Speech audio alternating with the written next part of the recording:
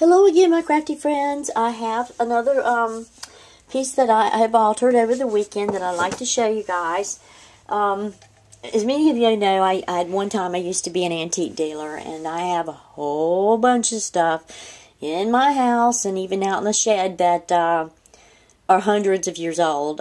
This piece right here was from the 1850s. Unfortunately, it had suffered a hairline crack on the side there. There's a little crack there. It's not broken all the way through, but there's a crack like right there on the side. And I think, let's see, turn this around. Not sure if it goes through or not. Yeah, it's right there.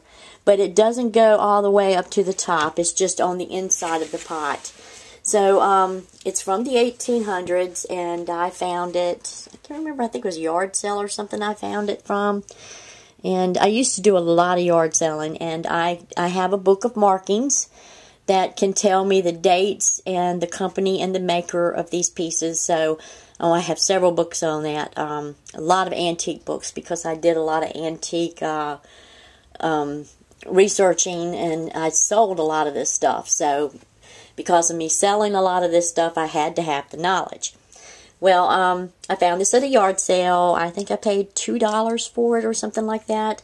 And I knew it was cracked, and the lady had $10 on it. And I said, well, you got a crack right there. And I said, you know, it may end up breaking on me. And she finally said, well, what about $2? And I said, fine, you know. So I gave her the $2. And it had a green rim here and a green rim down at the bottom. But I decided, and I've left it, you know, as it is. And I did not want to paint this piece because, like I said, it is an antique. And I don't want to ruin it. And so that's another thing you got to worry about. You know, a lot of times when you alter something like this that's antique, you take away the value. Well, this piece here, I used hot glue, just regular glue gun. And because of using the regular glue gun, if in the near future I decide I want to get rid of this and put it in yard sale, or try to put it in eBay or an auction or something, I can soak all this in hot water and all this will come off, including the glue. So the piece will still have the value, and it will not lost any value.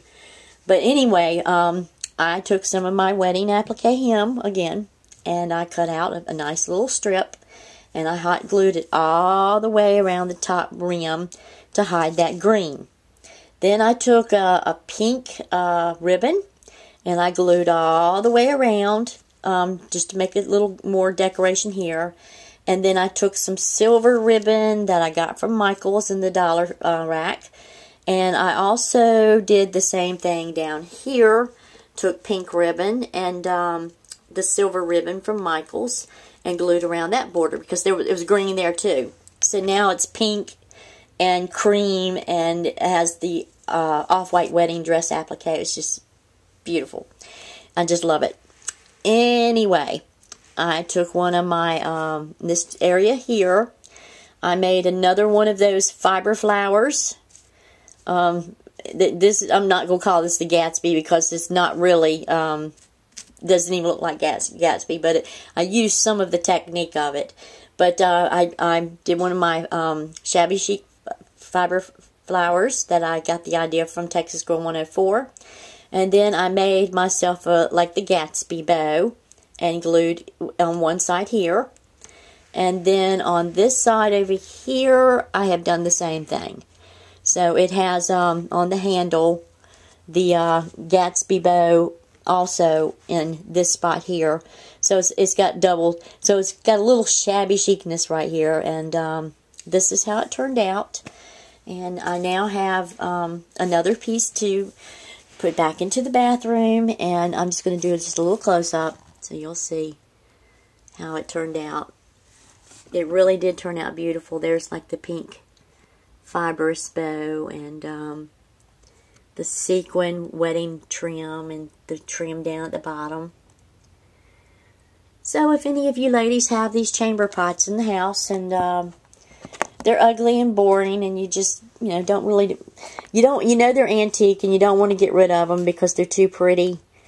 So if any of you ladies have these around and want to decorate them, this is an idea that you can do. And like I said, when you put in hot glue.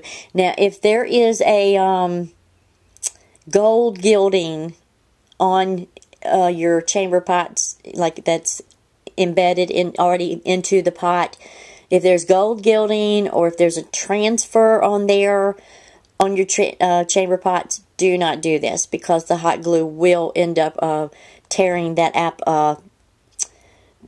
transfer off, and it would also peel off the gold gilding. Because this didn't have gold gilding and it was just green paint into the glaze, nothing's going to damage it. So like I said, when if I decide I want to take this off and change the colors or do something different to it, I can without any problems, because hot glue does remove in water. And even cold water, you can actually put it in cold water and it would probably pop off easier and not be sticky to the chamber pot.